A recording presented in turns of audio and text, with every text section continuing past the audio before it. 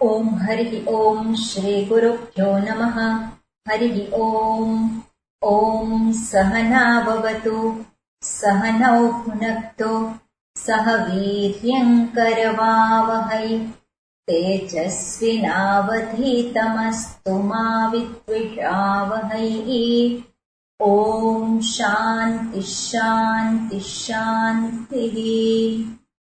शङ्करं शङ्कराचार्यम् केशवं बादरायणम् सूत्रभाष्यकृतौ वन्दे भगवन्तौ पुनः पुनः।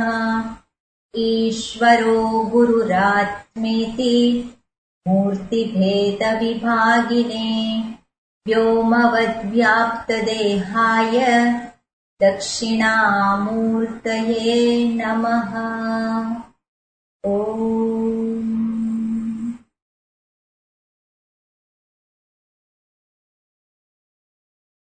ने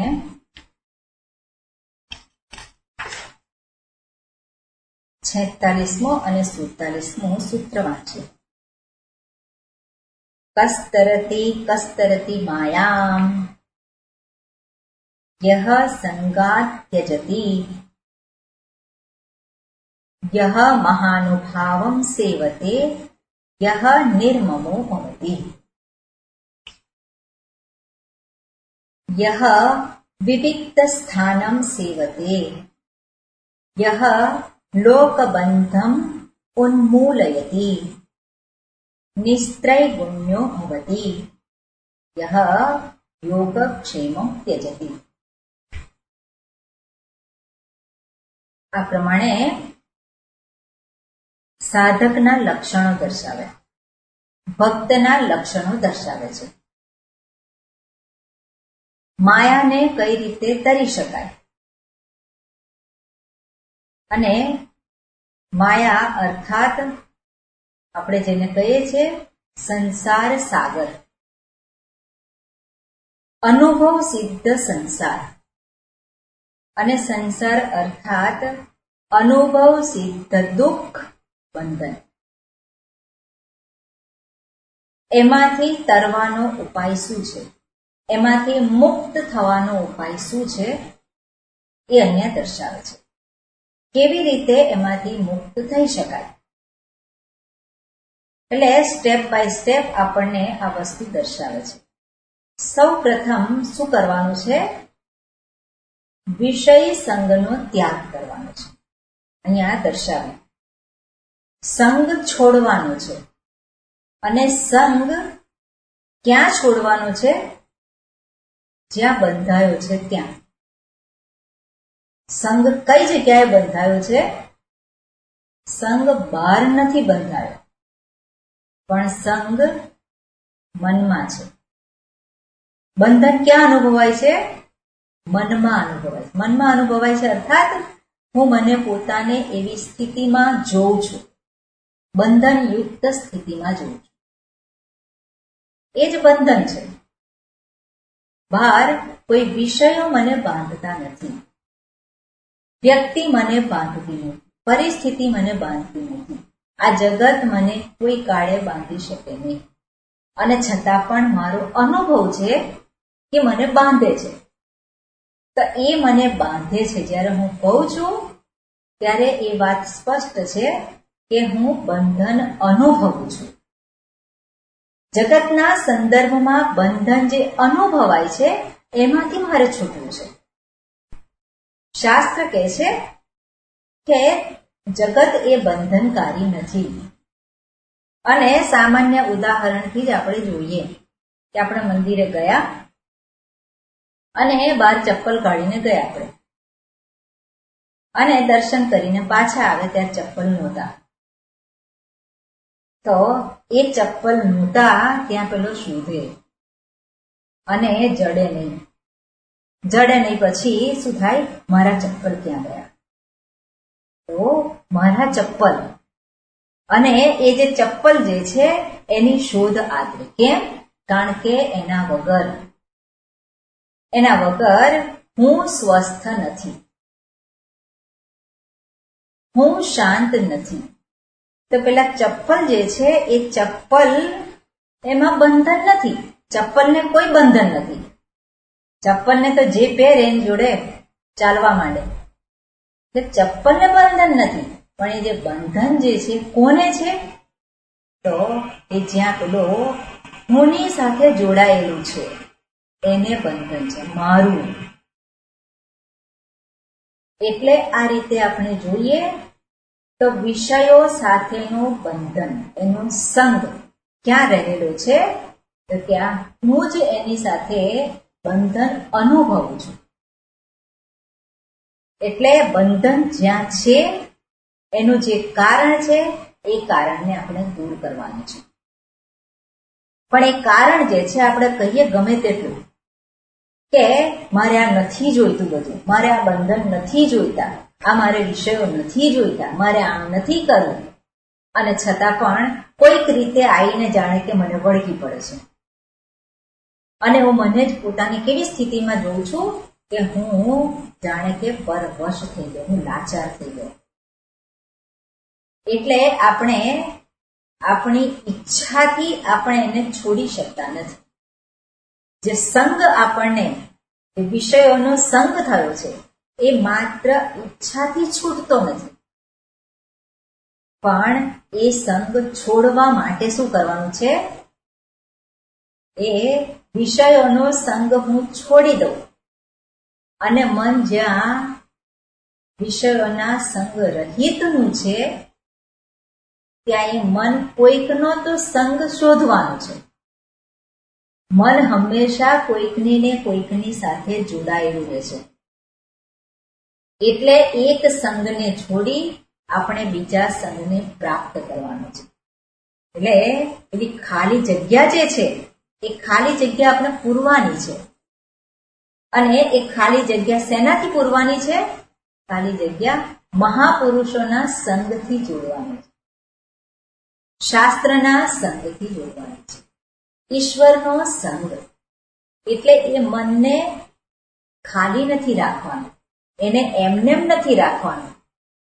એટલે જ કહેવાય છે ને, empty mind is devils workshop. જે પેલું મન જે છે કઈ ના હોય અને એકલું પેલું બેઠો છે કે બેઠી છે અને ભૂતકાળના કોઈ પ્રસંગો યાદ આવે. કેમ? કારણ કે મનને કોઈ પ્રવૃત્તિ આપેલી નથી. જો એને પ્રવૃત્તિ આપી હોય તો એ પ્રવૃત્તિમાં એ જોડાય. પણ જ્યાં એને કોઈ પ્રવૃત્તિ પ્રાપ્ત નથી થયેલી ત્યારે સહજ રીતે જ એ વિષયોમાં પ્રવૃત્ત થાય છે. વિષયો એની સામે નથી તો પછી ભૂતકાળની અંદર પ્રવૃત્ત થાય છે, અથવા તો ભવિષ્યનું કંઈક કલ્પના કરે છે. એટલે મનને કોઈક જગ્યાએથી છોડી અને બીજી જગ્યાએ જોડવાનું છે. અને જોડવાનું કોની સાથે છે? અહીંયા દર્શાવ્યું છે, મહાનુભાવમ સેવતે. એ મહાપુરુષોની સાથેનો સંગ. અને એ જે સંગ જે છે એ સંગ માત્રથી જ એનું કાર્ય સિદ્ધ નથી થતું. સંગ માત્રથી એને શાંતિ પ્રાપ્ત થાય છે, એને સ્વસ્થતા પ્રાપ્ત થાય છે. કેમ પ્રાપ્ત થાય છે? કારણ કે એ મહાપુરુષની વિશેષતા છે. ત્યાં જઈ અને મન શાંત થઈ જાય છે, પણ એનું કાર્ય નથી સિદ્ધ થયું. કાર્ય કઈ રીતે સિદ્ધ થાય? કાયમને માટે પેલી શાંતિ ક્યારે પ્રાપ્ત થાય? કાયમને માટે તો સ્વસ્થ હું કેવી રીતે પ્રાપ્ત થાય? તો એને માટે તો મહાપુરુષ એની જે સ્થિતિ શેને કારણે એવી છે, કેવી રીતે એ પોતે સ્વસ્થ છે, શાંત છે, પ્રસન્ન છે, તો એ જે વસ્તુ એમની પાસે છે એને જ્યાં સુધી આપણે પ્રાપ્ત ના કરીએ, જ્યાં સુધી એને હું મારી ના કરી દઉં, ત્યાં સુધી એ આપણી જે સ્થિતિ જે છે એ આકસ્મિક રીતે સ્વસ્થ થઈ હોય, શાંત થઈ હોય, પણ એ ફરી પાછી ચાલી જાય છે.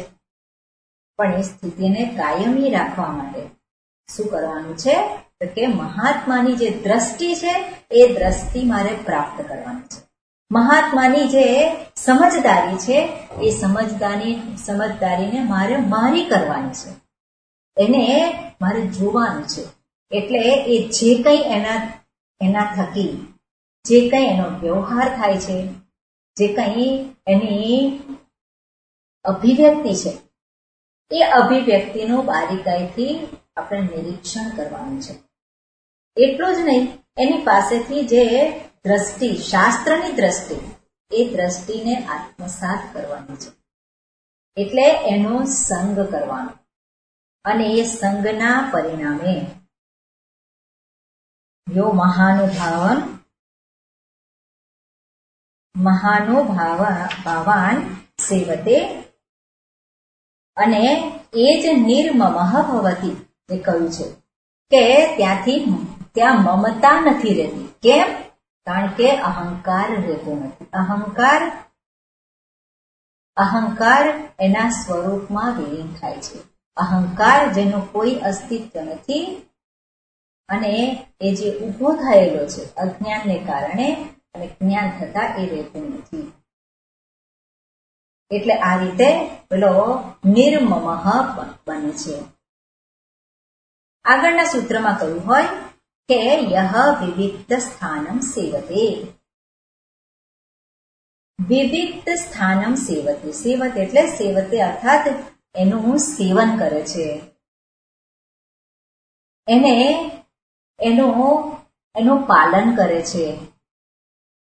વિવિક્ત સ્થાનમ એટલે વિજન પ્રદેશ, એવી જગ્યા કે જ્યાં પોતે એકલો રહી શકે. અને એકલો આપણે કે એકાંતમાં, એકાંત શબ્દ જે છે એક અંત, જ્યાં એક છે, બીજું નથી. અને એક કોણ છે? પોતે જ છે. એટલે પોતે પોતાની સાથે રહેવું, એને કહેવાય એકાંત. અને પોતે પોતાની સાથે રહી શકે એને માટે વ્યવહારિક રીતે જે કોઈ એવા સ્થાન છે, એવો સમય છે, એને એ પોતે પસંદ કરે. વ્યક્તિ જેમ જેમ શાસ્ત્ર અધ્યયન, ગુરુ ઉપદેશ, અને એના થકી જેમ જેમ એનું મન શાંત થતું જાય, નિર્મળ થતું જાય, એકાગ્ર થતું જાય, જેમ જેમ વિષયોમાંથી મુક્ત થતું જાય, વિષયોનો સંગમાંથી મન મુક્ત થતું જાય, તેમ તેમ એ મન જે છે એ શાંત થાય છે. અને જે શાંત થયેલું મન જે છે એ પ્રવૃત્ત થાય છે. શેમાં પ્રવૃત્ત થાય છે? પોતાના જ ધ્યેયની પ્રાપ્તિ માટે પ્રવૃત્ત થાય છે. અર્થાત શું છે? એને હવે લોકોની સાથે, આ જગતની સાથે હવે પોતાનો સંબંધ જે છે એ સંબંધ નિરર્થક દેખાય છે. જગત સાથેના વિષયો, વ્યક્તિ સાથેનો સંબંધ જે છે એ સાર્થક દેખાતો નથી. એની અંદરથી શું પ્રાપ્ત કરવા જેવું, મને શું પ્રાપ્ત થાય છે, એ પોતે જોઈ શકે છે. જગતના વિષયો જે છે કંઈક ભોગવીને શું પ્રાપ્ત થાય છે એનું પોતે અવલોકન કરે, એનું નિરીક્ષણ કરે, અને ત્યારે એને સમજાય છે કે ભોગ જે છે અલ્ટિમેટલી તો મને પરવશ બનાવનાર છે. ભોગ જે છે અલ્ટિમેટલી મને રોગ આપનાર છે. આપણે ભાવે એ ખાધું, પણ એ ખાઈ અને પછી તકલીફ પાછી આપણને પોતાને જ થાય છે. કોઈક જગ્યાએ કોઈકની સાથે ગયા અને ત્યાં જઈ અને મજા આવી ગઈ. મજા તો આવી ગઈ, પણ એ જ્યારે મજા આવી ગઈ અને એ તો આવી અને ગઈ, જે આપણે મજા કરી, પણ એ મજા એકલી જ નથી કરી, આપણે એ મજાની સાથે પાછું કંઈ ગુમાવ્યું છે. અને એ શું ગુમાવ્યું છે? વ્યવહારિક રીતે જોઈએ તો આપણે પૈસા ગુમાવ્યા હોય, આપણે કંઈક એવી આપણે જે સ્વસ્થ સ્થિતિ જે આપણે રહેતા હોઈએ એ સ્વસ્થ શાંત સ્થિતિ છે એ ગુમાવી છે. એટલે જ્યારે પણ વિષયોનો સંગ કરે ત્યારે વ્યક્તિ હંમેશા પરવશ હોય છે અને એ પરવશતા જ એની પોસાય છે. પણ વિષયોનો સંગ જેમ જેમ એનો છૂટતો જાય, એનાથી એ જ્યારે મુક્ત થતો જાય છે ત્યારે એનું મન સહજ રીતે જ જે કરવા યોગ્ય છે એમાં પ્રવૃત્ત થાય છે. એમાં એને કંઈ કહેવું નથી પડતું કોઈએ, તું આમ ના કર કે તું આમ ના કર. શું કરવા જેવું છે એ એને પોતાને જ ખબર પડે છે અને એ કરવા યોગ્ય છે એની અંદર એ પ્રવૃત્ત થાય છે. એટલે આધ્યાત્મિક જે છે આ યાત્રા, આધ્યાત્મિક ઉન્નતિ એ ક્રાંતિ નથી પણ એ ઉત્ક્રાંતિ છે. ધીમે ધીમે ધીમે ધીમે મન જે છે એ મન શાંત થતું જાય છે. જે પેલી અસ્વસ્થતા જે છે, વિહવળતા છે, એ વિહવળતામાંથી એ મુક્ત થતું જાય. વ્યક્તિ કોઈકની આપણે જોઈએ તો કોઈકની સાથે બેસે અને બે વ્યક્તિ ભેગી થાય ત્યારે સત્સંગ થાય. પણ કયો સત્સંગ થાય છે? કોનો સંગ થાય છે? કોઈ ત્રીજાના સંગ થાય. બે વ્યક્તિ બેઠી છે પણ સામાન્ય રીતે વાતો કઈ હોય છે? ત્રીજા કોકની થતી હોય. બંને જ્યારે બેઠા હોય ત્યારે એકબીજાની વાત કરવા કરતા કોઈ ત્રીજાની વાતો કરે છે અને એ ત્રીજાની વાતો કરી અને એને શું પ્રાપ્ત થયું? એને પોતાને જ એવી એને અનુભૂતિ થાય છે, એને ખિન્નતા અનુભવાય છે કે આ મારે કરવા જેવું નહોતું. કેમ કર્યું? કારણ કે એવું કર્યા વગર રહેવાતું નહોતું. મનમાં પેલું કંઈક રહ્યું હોય અને પ્રેશર અનુભવાય અને પ્રેશર અનુભવાતું હોય એટલે હવે આ ક્યાં કાઢું? કઈ જગ્યાએ જઈ અને હું રિલીઝ કરું? એટલે જે મનમાં જે અનુભવાતું જે પ્રેશર જે છે એ કોઈક જગ્યાએ રિલીઝ કરવા માટે પેલો વ્યક્તિને શોધે છે. પણ એ આપણે જોઈએ તો એવું કર્યા પછી આપણી સ્થિતિ કેવી છે? આપણને આપણું કામ થઈ ગયું, આપણું કામ નથી થયું. આપણે તો ફરી પાછું શું છે, થોડી વખત રહી અને ફરી પાછું એ પ્રેશર ઊભું થાય છે. વ્યક્તિ જે છે મારું દુઃખ હું કોકને કહી દઉં અને એને આમ કર્યું, એને આમ કર્યું, એવું કર્યું અને આમ કર્યું અને હું કહી દઉં મને કેટલી હેરાન કરી અને એ કહ્યું કોકને. પણ એ કહ્યું પછી રાહત લાગી પણ કામ ત્યાં નથી જ થઈ જતું. ફરી પાછું ધીમે ધીમે જેમ જેમ પેલો વિચારે છે એના વિશે અને ફરી પાછું પેલું પ્રેશર વધે. પ્રેશર વધે એટલે ફરી પાછું થાય કોને કહેવા જવું? તો આ જે છે એનાથી તો મારું કાર્ય સિદ્ધ થતું નથી.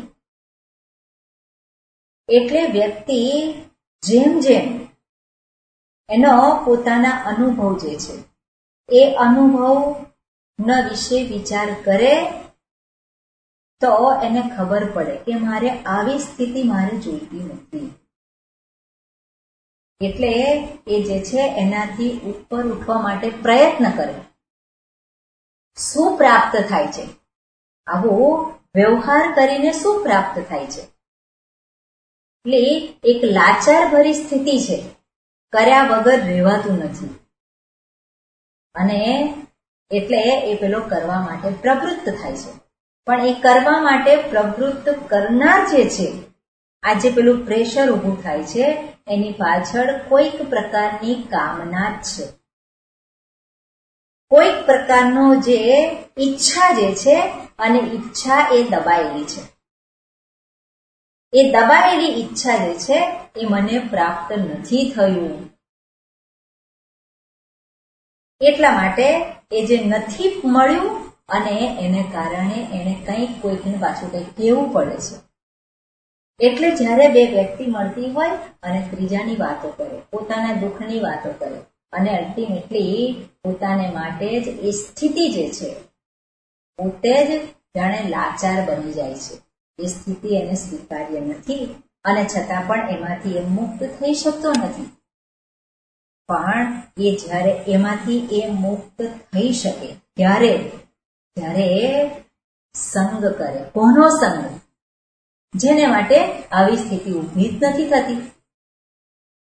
અર્થાત જેને દુઃખ નથી પડતું એવું નહીં. જે મહાપુરુષો છે એને પણ દુઃખ તો પડે છે. એને લોકો એની સાથે એવી રીતે જ વર્તન કરે છે, પણ છતાં પણ એને કારણે એ પોતે દુઃખી થતો નથી. એ વસ્તુ જે છે જેને કોઈએ એની સાથે દુર્વ્યવહાર કર્યો હોય એ દુર્વ્યવહારને પકડી નથી રાખતો. જ્યારે સામાન્ય વ્યક્તિ શું છે, એને પકડી રાખે છે. એને કર્યું. પણ પેલા મહાપુરુષ જે હોય તો એ જે છે એ આગળ ચાલે છે. હવે શું? વર્તમાનમાં રહે છે. ગયું એ ગયું. હવે અત્યારે જે છે એને એ જુએ છે. એટલે જેમ જેમ સત્સંગ થતો જાય તેમ તેમ આ બધું પાછળ રહી જાય અને આપણે આગળ જઈએ. એટલે મન જે છે એ મન શાંત થાય અને આ જે મનમાં ઉઠતી બધી વૃત્તિઓ જે છે, કામ, ક્રોધ, લોભ, મોહ, આજે આપણે કહીએ છીએ જુદી જુદી, ઈર્ષા, એ બધી જ વૃત્તિઓમાંથી મન ઉપર ઉઠતું જાય અને જેમ જેમ ઉપર ઉઠતું જાય તેમ તેમ જગત માટેની ફરિયાદ ઓછી થતી જાય છે. અને જગત માટેની ફરિયાદ નથી હવે, તો હવે એનું મન જે છે એ પોતાની સાથે જ રહેવા માટે સક્ષમ છે. એને એકાંત પ્રિય લાગે. એ એકલો પડી જતો નથી. બે વ્યક્તિ છે, એક જે છે એકલો પડી ગયો. કેમ? કારણ કે પોતે એકલો છે. હવે મને બધાએ એકલી પાડી દીધી. બધા ભેગા થઈ ગયા અને મને એકલી પાડી. પણ બીજી વ્યક્તિ છે એ એકલો નથી પડી જતો. પોતે એ એકાંતને માણી શકે છે. એટલે એકલો જે પડી જતો હોય અને કોઈકની કંપની શોધે તો એ વ્યક્તિ જે છે એ કંપનીની અંદર ખોવાઈ જવાનો છે. પણ જે પેલો એકાંતમાં રહેલો છે એની પાસે કંઈક તો છે. અને શું છે? જે ધ્યેયને પ્રાપ્ત કરવાનું છે ત્યાં એની દ્રષ્ટિ છે. એટલે એકાંત એને ગમે છે. લોકોનો સંગ જે છે એમાંથી એ પોતાને મુક્ત એવી સ્થિતિને ઝંખે છે. એટલે એકાંત સ્થાનનું સેવન કરે. એકાંત સ્થાન આપણને એવું ના જોવા મળે તો આપણે એવો સમય શોધવાનો કે જે સમયે આપણને એવું એકાંત પ્રાપ્ત થાય. સામાન્ય રીતે સવારનો સમય છે, 4 વાગ્યા પછીનો સમય, 4 થી 6. તો એ સમયમાં કોઈ એવું વિશેષ પ્રવૃત્તિ નથી અને એવો જે સમય છે અને એ સમયે આપણે એ સમયનો ઉપયોગ કરીએ આપણે. એટલે આપણને જે એકાંત જે છે એ એકાંત આપણને એ સમયે મળી રહે છે. એટલે એકાંત પ્રિય થાય છે. પેલો વિવિક્ત સ્થાનમ સેવતે. પણ એ ક્યારે થાય છે? જ્યારે આ પેલા સંગ જે છે એની મર્યાદા એ સમજ્યો હોય. જે સંગ કરવા જેવો છે એ તો પોતાનો જ સંગ કરવા જેવો છે. અને પોતાનો અર્થાત જે પોતાનું સ્વરૂપ છે,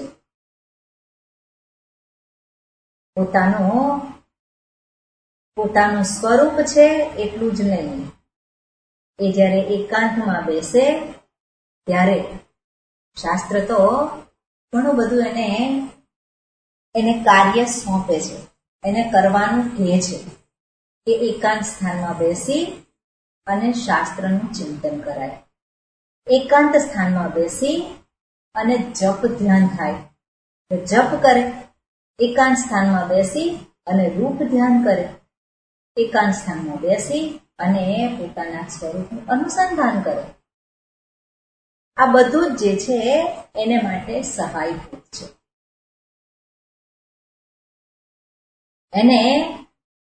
એને કોઈએ કહેવું પડતું નથી, પણ એ સહજ રીતે જ એની અંદર પ્રવૃત્ત થાય છે. કારણ કે હવે સુખ જે છે એ વિષયોમાં નથી દેખાતું.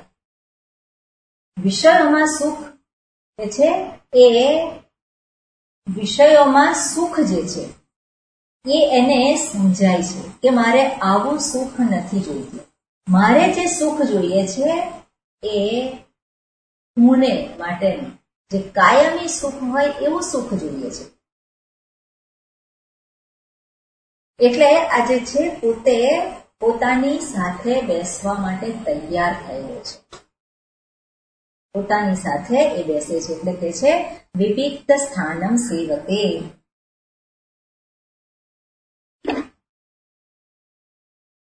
અહીંયા શું કહે છે કે લૌકિક જનયાતા યાત શબ્દ બહુલાન પ્રદેશાન વર્જયિત્વા. લૌકિક જનયાતા યાતન, જે આપણે વ્યવહારિક રીતે જ્યાં લોકોની અવર જવર જ્યાં ઓછી છે એવું કોઈક સ્થાન હોય, અને એવું કોઈ સ્થાન એટલે કયું સ્થાન છે તો કયું છે અરણ્ય ગિરી ગુહાદિ એકાંત સ્થલમ. અરણ્ય ગિરી ગુહાદિ, અરણ્ય એટલે જંગલ, ગિરી ગુહાદિ અર્થાત પર્વતની ગુફા હોય એવું એકાંત સ્થાનને પ્રાપ્ત કરીને. હવે એવું એકાંત સ્થાન આપણા માટે સંભવિત ના હોય તો આપણે આજુબાજુમાં એવું કોઈ સ્થાન હોય, અગાસી હોય કે નજીકમાં કોઈક એવું સ્થાન હોય તો ત્યાં જઈ શકાય. એવો સમય હોય એ સમયનો ઉપયોગ કરી શકાય. એકાંત સ્થલમ સંશ્રિત્ય તત્ર ગુરુપદેશ પ્રકારેણ ભગવન નામ સ્મરણે મંત્ર જપે ભગવત રૂપ ધ્યાને વા તત્પરઃ ભવેત. અને ત્યાં જઈ અને મનને એક કાર્ય સોંપવાનું છે. એકાંત સ્થાનનું સેવન જે કરવાનું છે એમાં મનને ગમે ત્યાં વિચારવા નથી દેવાનું, પણ મનને એક કાર્ય સોંપ્યું છે અને એ જે કાર્ય સોંપ્યું છે એની અંદર જ પોતે એમાં પ્રવૃત્ત થવાનું છે અને ત્યાં સભાનતા પૂર્વક પ્રવૃત્ત થવાનું છે. એટલે આપણે જે કંઈ કરીએ એ સભાનતા પૂર્વક કરીએ. જે કંઈ કરીએ એ વખતે આપણે સતર્ક હોઈએ. એટલે મન જે કંઈ કરતા હોઈએ ત્યાં એની ઉપર જ હોય, ત્યાં જ મન હોય. જપ કરતા હોઈએ તો મંત્રનો જપ થતો હોય તો મન એ જપની ઉપર હોય. એટલા માટે જ જ્યારે કહેવામાં આવતું હોય કે જપ ધ્યાન અર્થાત જપ કરવાના, તો શરૂઆત કઈ રીતે કરવાની છે? શરૂઆત તો મોટેથી બોલીને જ કરવાની હોય.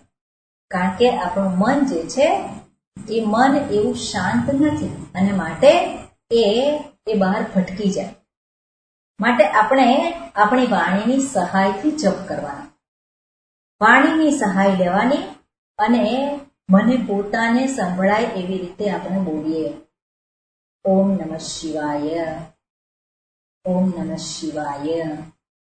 અને આ જે જપ બોલીએ છે અને જે અવાજ ઉત્પન્ન થાય છે, જ્યારે આપણે બોલીએ અને આપણે જ એને સાંભળીએ એટલે જે બોલ્યા હોય ઓમ નમઃ શિવાય, તો આ જે એક અવાજ ઉત્પન્ન થયો છે એ અવાજને આપણે જ સાંભળ્યું, અને જેમ જેમ આપણે મનને ત્યાં જ એકાગ્ર કર્યું હોય, પરિણામે એ મન જે છે એ શાંત થતું જાય છે. અને જેમ જેમ શાંત થતું જાય તેમ તેમ આ વાણી જે છે એ વાણી વિરામ પામે છે. મન જેમ જેમ શાંત થાય છે તેમ તેમ વાણી જે છે એ વાણીની સહાય આપણે લેવાની આવશ્યકતા રહેતી નથી. આપણે મનથી જપ થાય, પણ આ બધું જે છે એ અભ્યાસ માંગે છે. એ એક બે દિવસમાં ના થઈ જાય, પણ આપણે સતત એનો અભ્યાસ કરીએ અને પરિણામે એ મન જે છે એ શાંત થાય છે.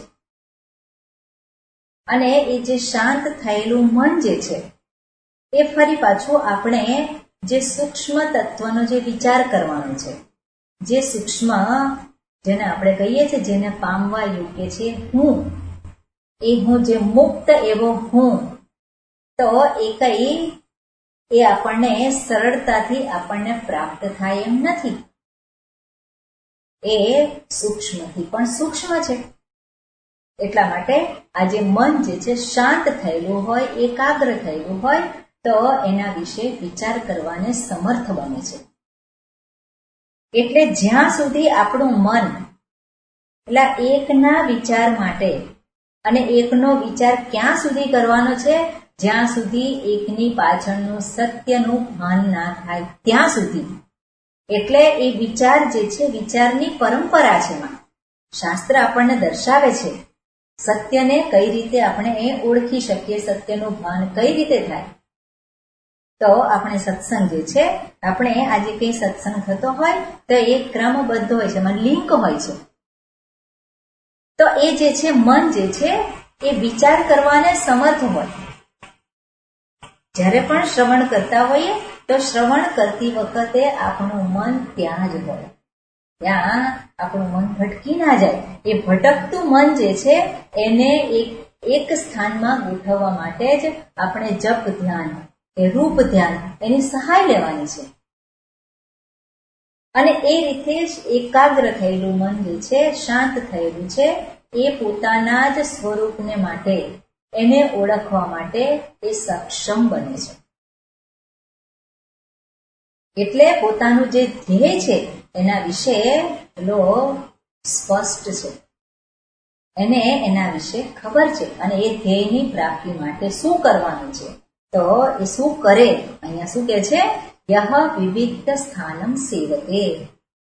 આજે નિર્જન પ્રદેશ હોય, નિર્જન પ્રદેશ કેમ? કારણ કે મનુષ્ય આકૃતિ હંમેશા વ્યક્તિને વિચલિત કરે છે. એકાંત સ્થાનમાં બેઠો હોય અને કંઈક અવાજ આવે, અને એમાંય કોઈકનો અવાજ, કોઈક બોલ્યું કંઈક, અને કંઈક બોલ્યું એને આધારે મન ભટકી જાય છે. આપણે જ્યાં નિર્જન પ્રદેશમાં બેઠા હોઈએ, બાગમાં બેઠા હોઈએ કે પછી બીજી કોઈ જગ્યાએ એવું બેઠા હોઈએ, અને ત્યાં પક્ષીઓનો ચહચહાટ થતો હોય, કઈ મંદિરની ઘંટડીનો અવાજ આવતો હોય, તો એ મને એટલું વિક્ષિપ્ત નથી કરતું. કોઈક વ્યક્તિનો અવાજ હોય, કોઈક વ્યક્તિના પગલા હોય, તે તરત જ મને એ વિક્ષિપ્ત કરી દે છે. એનાથી હું વધારે વિક્ષિપ્ત થઈ જાઉં છું. એટલા માટે જે નિર્જન પ્રદેશ હોય એવા પ્રદેશમાં એવો સમય કાઢી અને આપણે એનું સેવન કરવાનું હોય છે. યહ વિવિધ સ્થાનમ સેવતે. આગળ કહ્યું છે યહ લોકબંધમ ઉન્મૂલયતિ. લોકબંધમ ઉન્મૂલયતિ. મૂળ એટલે આપણે કહે છે મૂળ નો વૃક્ષ હોય અને વૃક્ષનું મૂળ હોય. એ મૂળ જે છે એ વૃક્ષને જકડી રાખે છે. જમીન સાથે વૃક્ષને જકડી રાખનાર જો છે એ મૂળ છે. એટલે વૃક્ષના મૂળને જો કાઢી નાખીએ આપણે તો પછી વૃક્ષ રહેતું નથી. એટલે અહીંયા શું કહે છે? ઉન્મૂલયતી, એટલે એના મૂળને કાઢી નાખ્યા. અને કયા મૂળ કે છે અહીંયા? લોકબંધમ. લોકબંધમ ઉન્મૂલયતી. આ બંધન જે છે એના મૂળિયા એ કાઢી નાખે છે. અને કયું બંધન છે? તો કે લોકબંધમ. લોકરૂપી બંધન જે છે એમાંથી એ મુક્ત થાય છે. અર્થાત એનો અર્થ શું થયો? લોકો સાથેનો સંબંધ ઓછો થયો છે. એની પ્રવૃત્તિ જે કંઈ થાય છે એની અંદર જે પહેલા કોને મળવા જવું એ હંમેશા પ્રશ્ન થતો હોય. સાંજ પડે અને ક્યાં જવું, કોના ઓટલે બેસવા જવું. હવે એ પ્રશ્ન એને થતો નથી. હવે એને એક કાર્ય પ્રાપ્ત થઈ ગયું છે એટલે લોકોની સાથેનો સંગની ઈચ્છા એ કરતો નથી. લોકો હવે એને જોઈતા નથી. લોકોથી પોતે પોતાની જાતને દૂર રાખે છે. લોકો નથી જોઈતા એટલે લોકો માટે તિરસ્કાર છે એવું નહીં. આપણે એ જાણવાનું કે જ્યારે શાસ્ત્ર કહેતા હોય એકાંત સ્થાનમાં સેવન કરવાનું છે, લોકોની સાથે જરૂર કરતા વધારે વ્યવહાર નથી રાખવાનો, તો એનો તિરસ્કાર નથી કરવાનો. આપણી સામે કોઈક આવે અને પછી કે મારે નથી જોઈતા એવું નથી કરવાનું, પણ મારે જોઈએ છે એવું પણ નહીં. જ્યારે પણ આપણને તક પ્રાપ્ત થાય ત્યારે આપણે એ સમય જે છે આપણને પ્રાપ્ત થયો છે એને આપણા ધ્યેયની પ્રાપ્તિ માટે એનો ઉપયોગ કરવાનો છે. એટલા માટે આપણે લોકોની વચ્ચે જઈએ અને ખોવાઈ જઈએ છે. લોકોની જે કઈ વાતો હોય અને એમાં ખોવાઈ જતા હોઈએ અને પરિણામે પ્રાપ્ત શું થાય છે? પ્રાપ્ત કંઈ થતું નથી. એટલા માટે અહીંયા કહે છે કે લોકોની સાથેનો સંબંધ જે છે ઓછામાં ઓછો. લોકોની સાથેનો સંબંધ ઓછામાં ઓછો એટલું જ નહીં, જીવનમાં જે કંઈ જરૂરિયાત હોય એ જરૂરિયાતો પણ એની ઓછી થઈ જાય. વ્યક્તિની જરૂરિયાતો જે છે એ પણ ઓછી થઈ જાય. અને કેમ? કારણ કે જેટલી જરૂરિયાતો વધારીએ એટલું જ લોકોની સાથે સંકળાવાનું વધારે થાય. એટલે પોતાની જરૂરિયાતોને જેણે ઓછી કરી દીધી છે, પરિણામે લોકોની સાથે સંકળાવાનું ઓછું થયું છે. એટલું જ નહીં, લોકબંધમ ઉન્મૂલયતી, અર્થાત લોકો પાસેથી જે કંઈ પ્રાપ્ત થતું હોય એને માટેની એને વેલ્યુ ના હોય. લોકો એને માન આપે અને પેલો જે છે એને ગમવા માંડે. લોકો માન આપે એ ગમે એવું એને ઈચ્છા હોય. તો લોકો માન આપે એ તો લોકોની દ્રષ્ટિ છે. કોઈક મને માન આપે તો એ મને માનની નજરે જુએ છે. તે મને માનની નજરે જુએ એમાં મને શું લાભ? મને શું પ્રાપ્ત થઈ જાય? એમાં ગર્વ કરવા જેવું શું છે?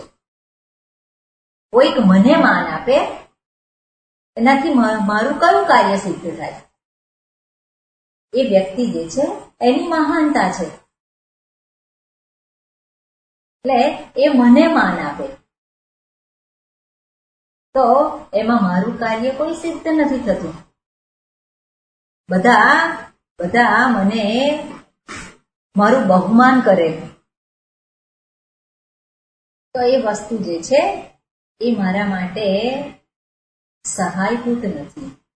ઘણી બધી વખત એવું થતું હોય કે બધાની ઉપર છવાઈ જવાની ઈચ્છા હોય કે હું કોઈકની ઉપર છવાઈ જાઉં, અને છવાઈ જાઉં એને માટે પેલો વ્યક્તિ કંઈક ને કંઈક કરતો હોય. છવાઈ જવા માટે શું કરે? કંઈક વેશભૂષા બદલે,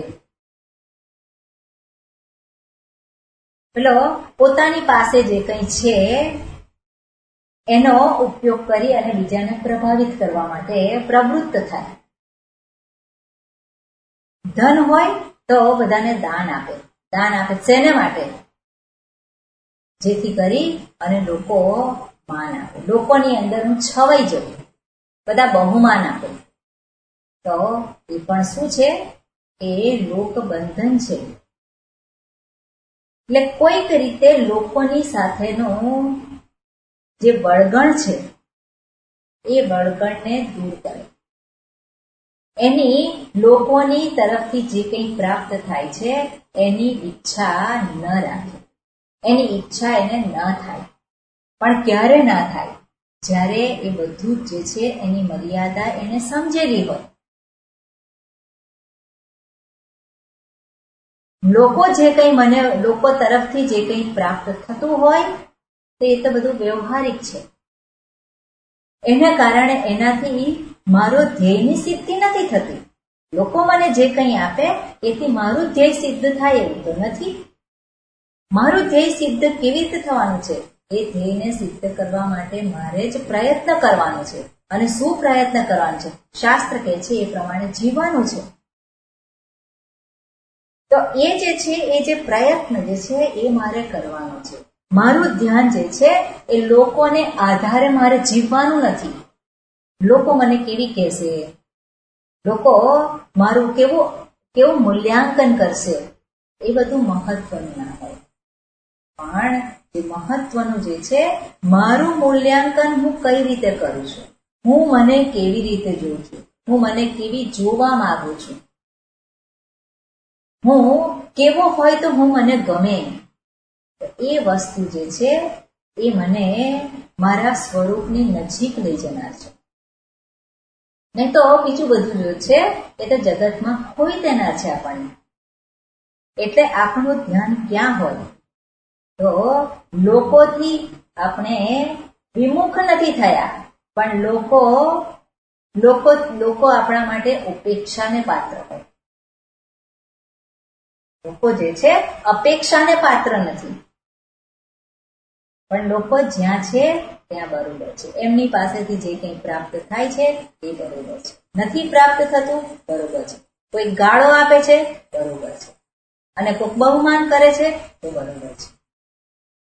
મારે મારા ધ્યેયને સિદ્ધ કરવાનું છે. એટલે એ ધ્યેયની પ્રાપ્તિ માટે જેનું ચિત્ત જે છે એની અંદર જ ગોઠવાયેલું છે. જેનું ચિત્ત પોતાના ધ્યેયની સિદ્ધિ માટે ગોઠવાયેલું છે, સહજ રીતે જ લોકોથી એ દૂર રહે. એટલા માટે કહ્યું હોય લોકબંધમ ઉન્મૂલયતિ. એ શું દર્શાવે છે? વૈરાગ્ય દર્શાવે છે. જગત સાથેનો વૈરાગ્ય. શાસ્ત્રમાં આ લોક શબ્દ છે એ લોક શબ્દને અનુલક્ષીને આપણે જોઈએ તો જે પ્રાપ્ત કરવા યોગ્ય છે એવું દર્શાવ્યું હોય કે મનુષ્ય લોક પુત્રેણ એવ જય ન અન્યેન કર્મણા કર્મણા પિતૃલોક વિદ્યયા દેવલોક. તો આજે બધા લોકની વાત કરી છે, જે આપણે પણ જાણીએ છીએ કે શાસ્ત્રમાં 14 લોકની વાત કરી હોય, 7 અપ અને 7 ડાઉન. એ બધા લોક જે છે એ કર્મથી પ્રાપ્ત થનારા છે. શાસ્ત્ર જે પ્રમાણે કર્મ દર્શાવે છે એ પ્રકારે કર્મ કરવાથી એ લોકની પ્રાપ્તિ થાય છે. કર્મ ઉપાસના પણ હોય, ઉપાસના પણ એક કર્મ છે, માનસ કર્મ છે. એટલે સ્થૂળ કર્મ અને સાથે સાથે માનસ કર્મ. તો એનાથી જે લોકની પ્રાપ્તિ થાય છે તે લોકની જેને ઈચ્છા છે, કયા લોકની ઈચ્છા છે? તો પેલા કે છે કે મનુષ્ય લોક પુત્રેણ જય. આ જે મનુષ્ય લોક જે છે એ પુત્ર થકી પેલો જીતી જાય છે. મનુષ્ય લોકને પુત્ર થકી જીતી જાય છે. અર્થાત મનુષ્ય શરીર જેને પ્રાપ્ત થયું છે એને માટે શાસ્ત્ર દર્શાવે છે કર્મ. અને કયા કર્મ દર્શાવે છે? અને ત્યાં કહ્યું છે કર્મણા પિતૃલોક વિદ્યયા દેવલોક. શાસ્ત્ર પ્રતિપાદિત જે કંઈ કર્મ જે છે એ કર્મ કરે, પણ કોણ કરી શકે? જેને પુત્રની પ્રાપ્તિ થઈ છે એ. એટલે મનુષ્ય લોક, મનુષ્ય શરીર પ્રાપ્ત થઈ અને જે પુત્રેણ જય, પુત્રેણ એવ જય, પુત્રની પ્રાપ્તિ થઈ છે. અને એવો જે છે એ વ્યક્તિ કર્મ કરે છે અને એ કર્મ કરી અને પિતૃલોકની પ્રાપ્તિ કરે. તો પુત્ર જે છે, જ્યાં સુધી આપણે પણ કહેવામાં આવે છે કે શ્રાદ્ધ વગેરે પક્ષ હોય ત્યારે તર્પણ કરવાનું હોય, અમાવાસ્યા હોય ત્યારે તર્પણ કરતો હોય પેલો વ્યક્તિ. શાસ્ત્રમાં એ પ્રતિપાદન કરેલું છે. એટલે પિતૃઓનું તર્પણ કરવાનું. તો પિતૃઓનું તર્પણ કોણ કરી શકે? પુત્ર હોય તો કરી શકે. એટલે વ્યક્તિ પુત્ર પ્રાપ્તિની ઈચ્છા રાખે છે. કેમ? કારણ કે જેથી કરી અને પિતૃલોકની પ્રાપ્તિ થાય. એટલે કર્મ થકી પિતૃલોકની પ્રાપ્તિ થાય છે એને. અને વિદ્યા થકી એને દેવલોકની પ્રાપ્તિ થાય છે. એટલે આ રીતે શાસ્ત્રમાં આ પ્રમાણે દર્શાવેલ છે. પણ જેને પોતાના મુક્ત સ્વરૂપને પામવું છે, આ કોઈ લોકમાં જવાની જેને ઈચ્છા નથી. કેમ નથી? કારણ કે શાસ્ત્ર દર્શાવે છે એની મર્યાદા. ક્ષીણે લોકે મર્ત્ય લોકમ વિશંતિ. એ બધા જ લોકમાં જઈ અને ફરી પાછો એ આ લોકમાં આવે છે. કયા લોકમાં? મનુષ્ય શરીરમાં, મનુષ્ય લોકમાં આવે છે. અને ફરી પાછું એને કર્મ તો કરવાનું છે. એટલે ફરી પાછો એ પેલા ચક્રમાં ગોઠવાઈ જાય છે. પણ એમાંથી છૂટાય છે મનુષ્ય શરીરમાં જ એ છૂટી શકે, બીજા કોઈ શરીરમાં એ છૂટી શકે નહીં. એટલે જેણે આ બધા લોકની મર્યાદા જાણી લીધી છે એ હવે આ લોકની ઈચ્છા નથી કરતો. આ બધા લોક જે છે બધા અનુભવના ક્ષેત્ર. આપણે જોયું હતું એક વખત કે લોક શબ્દનો અર્થ શું થાય છે? અનુભવના ક્ષેત્ર. પછી આ લોકના હોય અનુભવના ક્ષેત્ર કે પછી પરલોકના, બીજા જે શાસ્ત્ર જે વાત કરે છે એ લોક. પણ એ બધા જ અનુભવ છે. અનુભવ સમયમાં થાય છે અને સમયમાં પૂરો થઈ જાય. અને જે જાણે છે કે મારે આવું આ જે અનિત્ય સુખ છે એવું જોઈતું નથી, મારે નિત્ય સુખની ઈચ્છા છે અને નિત્ય સુખની પ્રાપ્તિ એ મને આ મનુષ્ય શરીરમાં જ પ્રાપ્ત થઈ શકે. અને એવું જેને સ્પષ્ટતા છે એ આ બધા અનુભવો કરવા માટે ગોઠવાય નહીં. અહીં જવું, અહીં જવું, અહીં જવું. અને અનુભવ કરીને શું? મજા આવી અને પછી ગઈ. તો આવી અને ગઈ એ તો રહી નહીં. પણ મારે તો કંઈક રહેવું જોઈએ છે. તો રહેવું જોઈએ છે તો અનુભવથી ના પ્રાપ્ત થાય. અર્થાત હવે એને આ અનુભવો કરવાની ઈચ્છા નથી, વૈરાગ્ય છે. એટલે લોકબંધમ ઉન્મૂલયતી, અર્થાત જે વૈરાગ્યવાન છે. લોકોની સાથે આ જે લોક જે છે એ લોકોની સાથેનો સંગનો ત્યાગ કર્યો છે. લોક પાસેથી જે પ્રાપ્ત થાય છે એની મર્યાદા જેને જાણી લીધી છે અને માટે એની અંદર પોતે પ્રવૃત્ત થતો નથી. લોકબંધમ ઉન્મૂલયતી.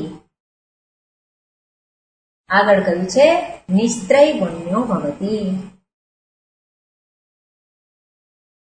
નિસ્ત્રય ગુણ્ય, ત્રૈગુણ્ય એટલે 3 ગુણ અને નિસ્ત્રય ગુણ્ય અર્થાત 3 ગુણથી જે ઉપર ઉઠેલો છે. અને 3 ગુણ કયા છે આપણે જાણીએ છીએ, સત્વ રજસ તમસ. સત્વ ગુણની અભિવ્યક્તિ આપણે આ વિવેક ચૂડામણીના સત્સંગમાં આપણે જોઈએ જ છે કે સત્વ ગુણની અભિવ્યક્તિ જે છે એ દર્શાવી હોય. કઈ રીતે દર્શાવી હોય? અમાનિત્વમ, અદંભિત્વમ, અહિંસા, શાંતિ, આર્જવમ. એ એની અભિવ્યક્તિ છે. રજોગુણની અભિવ્યક્તિ છે કામ, ક્રોધ, જે પ્રવૃત્તિ રૂપ છે. અને તમોગુણની અભિવ્યક્તિ જે છે કેવી છે?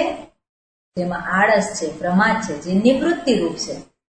એક નિવૃત્તિ રૂપ છે, બીજી પ્રવૃત્તિ રૂપ છે અને ત્રીજી જે છે સત્વ અંશમાં એ જે કેવી છે? એ શાંત. એટલે આ રીતે જે સત્વ, રજસ અને તમો ગુણ જે દર્શાવે છે એનાથી જે ઉપર ઉઠેલો છે. અર્થાત આ ત્રણેય ગુણોનું જે ક્ષેત્ર જે છે, આ જે જગત, એનાથી જે ઉપર ઉઠેલો છે. શાસ્ત્ર વાત કરે છે, શાસ્ત્ર આ 3 ગુણોની વાત કરે છે. પણ 3 ગુણો કોના છે? આપણે જોયું ત્રિકોણાત્મિકા માયા. માયાના આ 3 ગુણ છે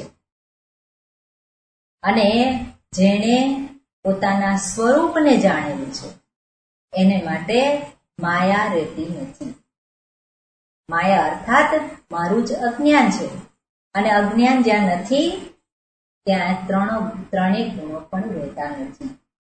શાસ્ત્ર આ 3 ગુણોની વાત કરે છે અને 3 ગુણોના વિશે વિસ્તારથી કહે છે. એની અભિવ્યક્તિ કઈ છે એ બધું જ કહે છે અને આપણને કહે છે કે અમાનિત્વમ, અદંભિત્વમ, એ જે સત્વ ગુણની અભિવ્યક્તિ જે છે એ મારામાં પ્રગટ થાય. ક્યારે પ્રગટ થાય? જ્યારે રજોગુણ જે છે એ રજોગુણ ઓછો થાય. રજોગુણ ઓછો છે, તમોગુણ ઓછો છે અને જ્યારે સત્વ ગુણ પ્રધાન છે અને ત્યારે એવી જે અભિવ્યક્તિ છે અર્થાત જે શાંત છે, પ્રસન્ન છે, એવી જે અભિવ્યક્તિ જે છે એમાં જ હું કંઈક વિચાર કરવાને સમર્થ છું. એટલે એ સત્વગુણ મારા માટે પ્રાપ્તવ્ય છે. પણ એ ક્યાં સુધી ધારણ કરવાનો છે? જ્યાં સુધી મારું કાર્ય સિદ્ધ નથી થયું ત્યાં સુધી. કાર્ય સિદ્ધ થઈ ગયું નિસ્ત્રય ગુણ્ય. ભગવાન અર્જુનને કહે છે કે નિસ્ત્રય ગુણ્યો ભવાર્જુન. 3 ગુણથી પર થઈ ગયો. કેમ? કારણ કે હવે અજ્ઞાન નથી રહ્યું.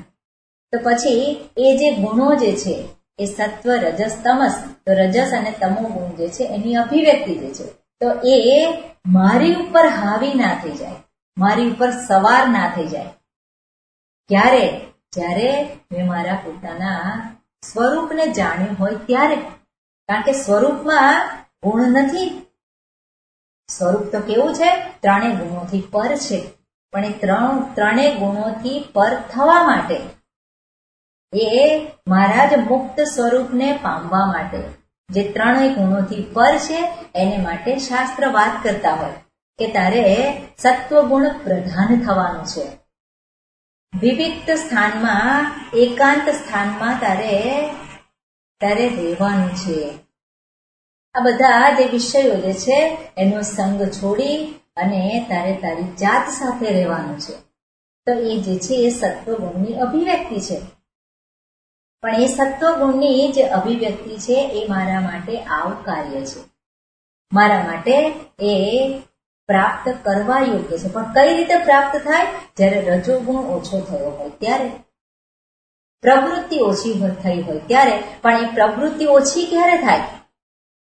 જ્યારે એ પ્રવૃત્તિની મર્યાદા સમજ્યા હોય ત્યારે. પણ એ પ્રવૃત્તિ પાછા શાસ્ત્ર કરવાનું કે છે.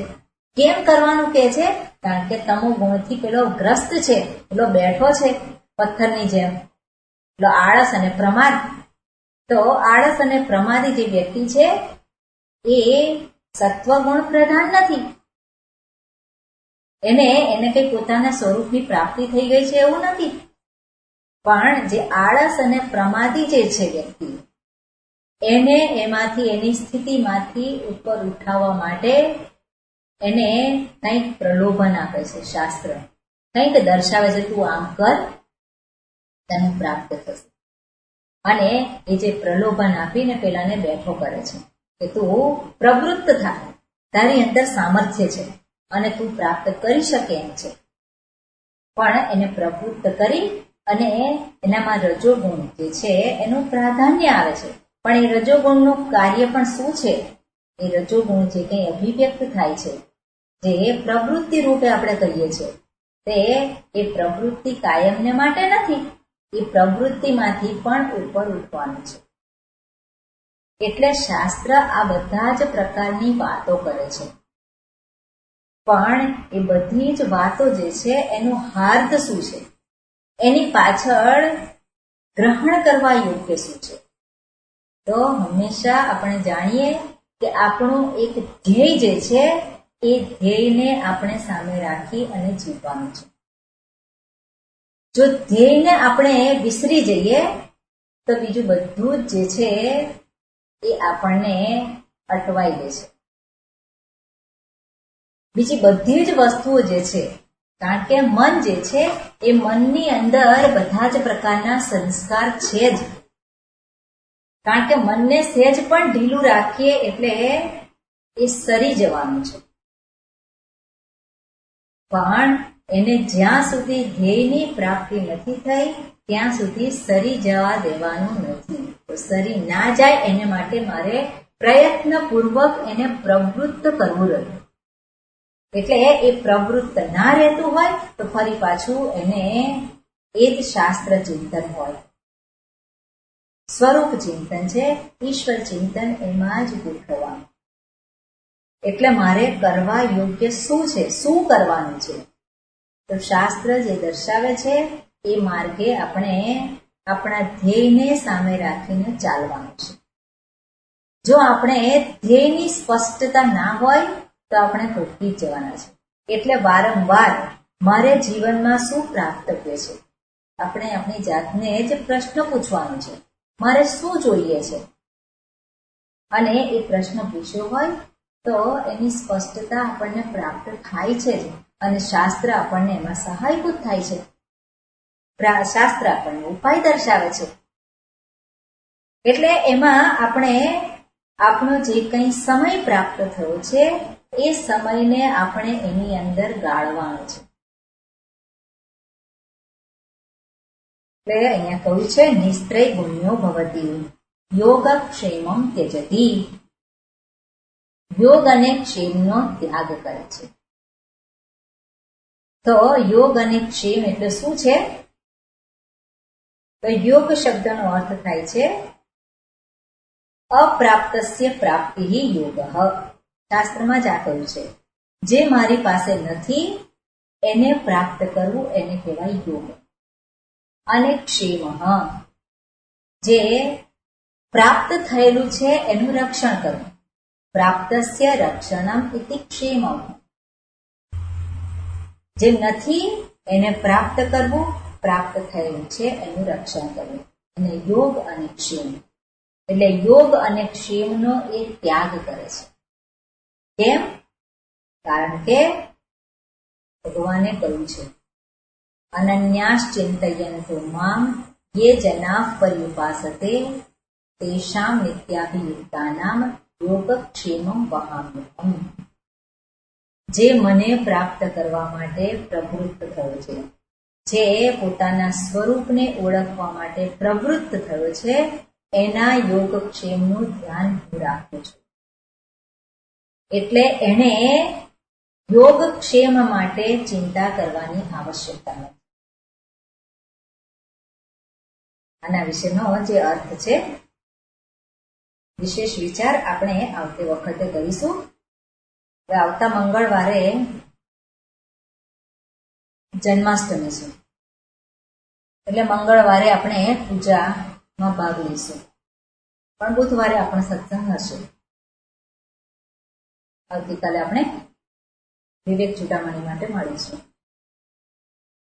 ઓમ પૂર્ણમદઃ પૂર્ણમિદં પૂર્ણાત પૂર્ણમુદચ્યતે પૂર્ણસ્ય પૂર્ણમાદાય પૂર્ણમેવાવશિષ્યતે. ઓમ શાંતિ શાંતિ શાંતિ. હરિ ઓમ શ્રી ગુરુભ્યો નમઃ. હરિ ઓમ.